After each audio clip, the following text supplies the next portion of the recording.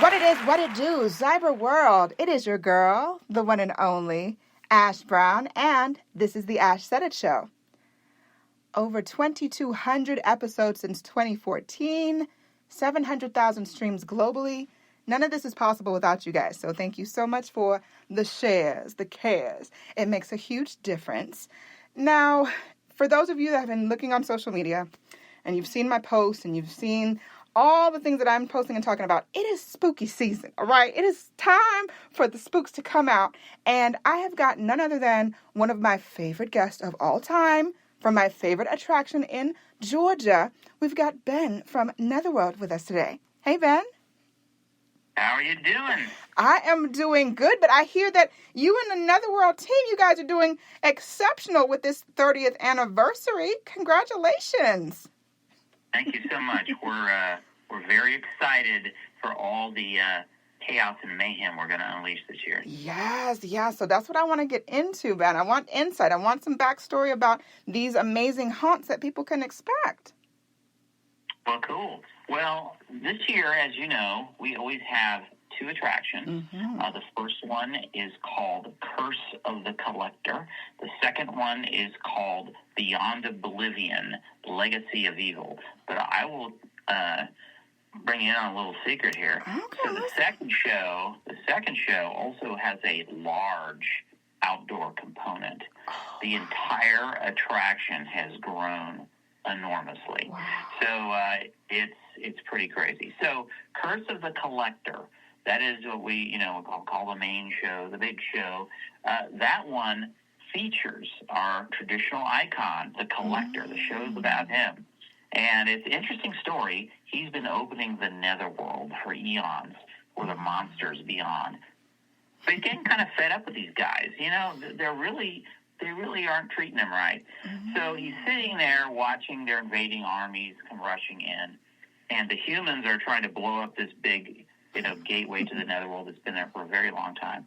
And suddenly he sees walking by a version of himself, because the Collector's existed for millennia, and he's taken on many forms. And he'll leave a body and go off into the netherworld. So he's had many different forms. And we call these things husks. Mm-hmm. And suddenly he goes, wow, my husks are walking around. So he collects all of his husks. So you're going to see 5 or 6 or 7 different collectors from different time periods. There's a Roman collector, an Egyptian collector, a medieval collector, a whole bunch of them. And so he gathers them and decides, I'm going to turn against the netherworld. So he's helping the humans to destroy the gateway to the netherworld, because when that happens, he's the only one who'll be able to open that gateway. So, but the show itself, packed with stuff from old seasons. So we brought back the gargoyles, we brought back the gorgons, we brought back the Halloween characters from Halloween Nightmares. There's so much. There's stuff from last year. So we have the werewolves and the vampires and the Frankensteinian warriors. But the other thing we brought back is a feast of old Norcross, our old location. Yes. We brought back gags and scares from Norcross that no one has seen in 10 or 12 years. We've got more of our giant biting puppets. We have our angel lift with an actor on it. We probably have about 13 stunts this year. And we have just a bunch of crazy things, a lot of interesting things with mirrors. But we also have a bunch of brand new scares that you've never seen before. I'm loving that, Ben. Curse the Collector, it's really amazing. So the second show, once again, we were getting into the Mangler last year, our evil surgeon, and he decided to experiment on all humanity. How's he going to do this? He's creating new food and beverages. The food it's called nectar and ambrosia. So how is he doing this?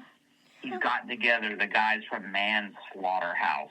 And it's an old theme from many years ago. And they are grinding up the cryptids from Cryptid Chaos, and they're making this this product, this food product, and they're infusing it with the weird chemicals from Necrotech from Zombie Rampage. Then the Ambrosia, he's gotten the insect people together from The Hive, a show from many years ago in Norcross. Yeah. So we have the insect section. So, and he's making all this stuff, and you're going to go through his laboratories, and you're going to see crazy things. But when you go outside, you're in the town of Harkness. And Harkness was a show that we did. It was all the way back in, almost in like our very, very early years. And it features the Harkness house and the town of Harkness. And so this is a small town out in the dark woods, about 15, 20 miles from Weisberg, the main place where Netherworld takes place. Yes. But those people there are barely surviving. But what's happening is Necrotech is bringing in all these cans and bottles of nectar and ambrosia. The people are eating it, and they're changing in strange ways. So if you're going to go through these two intense haunted houses inside the show, standard Netherworld stuff, but over the top, massive monsters, massive sound effects, massive special effects, just overwhelming, just sensory deprivation, just constant attacks. You're going to go outside. It's creepy and quiet, and you're going to weird, scary, rustic settings, and just some amazing sets. We've pulled out all these ancient props we have, and it's going to be an adventure. And you're going to get out of there. You're going to be like, we've been in this haunted house forever. But so many actors, so many special effects, so much going on. I think people are really going to love it. Yes. As I tell people every time, and I tell you every year, you guys, I have been a fan since the beginning. It took me a couple years to actually make it inside because we had a different ticketing system then. But I absolutely just remember, just even if you're outside in the lines, like we were still like getting, people are walking up on us and, all the different things. And to see how you guys have grown tremendously. I tell people, I said, look, this is the 30th anniversary. If you've never been or you're this is the time to go because Netherworld is bigger than just, it's an attraction. No. It's a whole experience if you haven't been. So from the escape room, the monster museum, the gift shop, all the snacks and treats, and all the fun little monsters that you can, have a 2-minute interview with, like I did last year.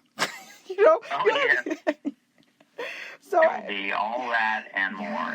It's going to be just packed with goodies, and it's going to be a complete Halloween experience. And for those who know Netherworld history, it's going to be a nostalgic experience. For those who've never been, their jaw is just going to hit the floor with all the crazy stuff that's going on. Yes. Are there any other maybe treats and surprises that you can tell us about the Midway? Midway. Well, of course, we always like to decorate the Midway to a huge degree for Halloween. We're going to have several fun new photo ops, including one that represents the birthday of Netherworld.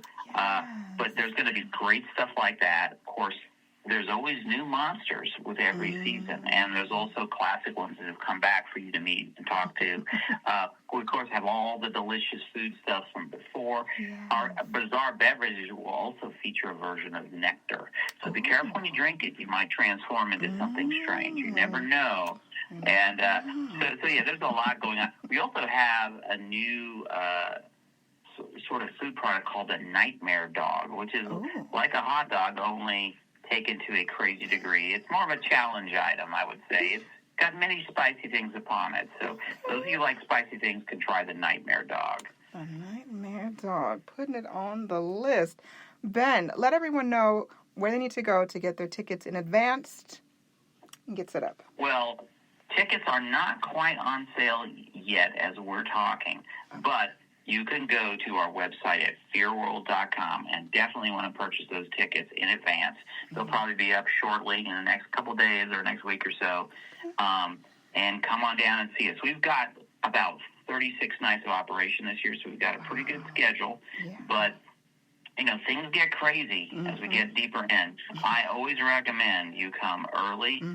You come on weekdays. You come early in the night or late at night.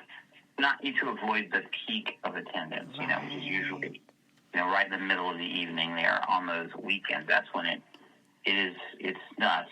But you know what? We've been doing this for 30 years. We've got a good handle on managing those crowds. So we'll get you through.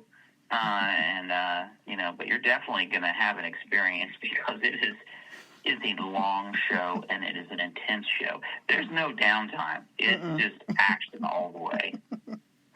Yeah, I think I lost my voice last year. It's bringing me through like the second hot. So that's kind of a problem in your line of work. Yeah, we had to work it out. I had to, call in some sick days and work some other stuff out. We worked around it. It was okay. We made it happen. But Ben, it is always a pleasure to have you on the show. Thanks so much for coming through. And I can't wait to come out and party with you and all of the cryptids and all the nether spawn. I'm excited.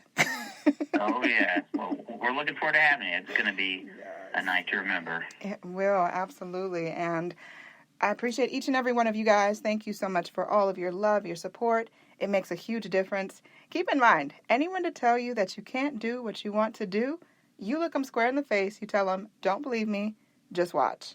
Watch what I do. Watch me make it happen. Watch me make history. That's what we're doing this for, the history books. Social media is nice, but real life is so much better. Until next time, you guys.